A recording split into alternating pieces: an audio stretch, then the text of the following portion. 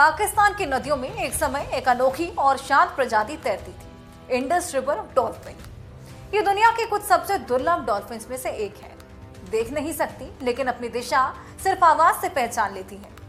लेकिन अब यही मासूम जानवर इंसानों की हैवानियत का निशाना बन चुकी है। बीते कुछ सालों में रिपोर्ट सामने आई कि सिंध और आसपास के इलाकों में डॉल्फिन को जाल में फंसाया जाता है, किनारे खींचा जाता है और फिर उसके साथ बलात्कार जैसी घिनौनी हरकत की जाती है।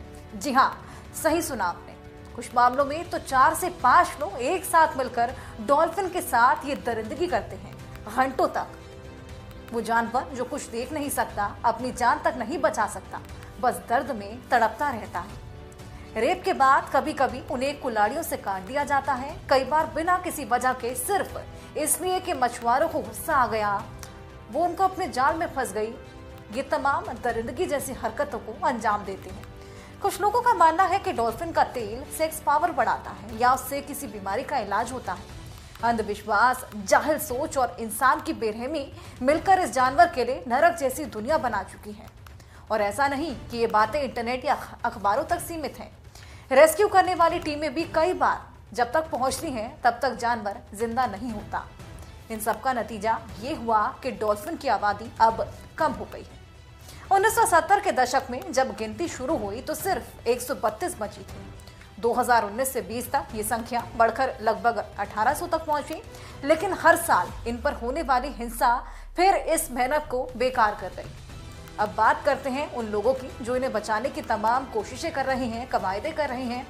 WWF पाकिस्तान और सिंध वाइल्ड लाइफ डिपार्टमेंट मिलकर 2407 घंटे निगरानी रखते हैं और जब कोई डॉल्फिन नदी छोड़कर नहर में फंस जाती है तो रेस्क्यू टीमें बुलाकर उन्हें वापस लाया जाता है। 2019 से अब तक कई डॉल्फिन्स को बचाया जा चुका है।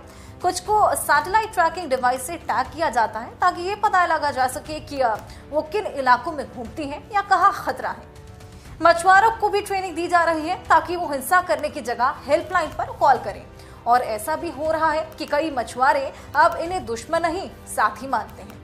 हालांकि खतरा अभी टला नहीं। इनकी प्रजाति अब भी एंडेंजर्ड स्पीशीज में गिनी जाती है। मतलब अगर हम सब मिलकर इन्हें नहीं बचाएंगे तो अगले कुछ दशकों में ये नामो निशान तक से मिट सकती हैं। फर्क लाना है, 2 बातें जिसके लिए जरूरी, पहले कि ऐसे घिनौने अपराध करने वालों पर कड़ी कार्रवाई हो और दूसरी, जिन्हें जानकारी है वो चुप ना रहे। ये सिर्फ एक जानवर की लड़ाई नहीं, ये इंसानियत के उस हिस्से की लड़ाई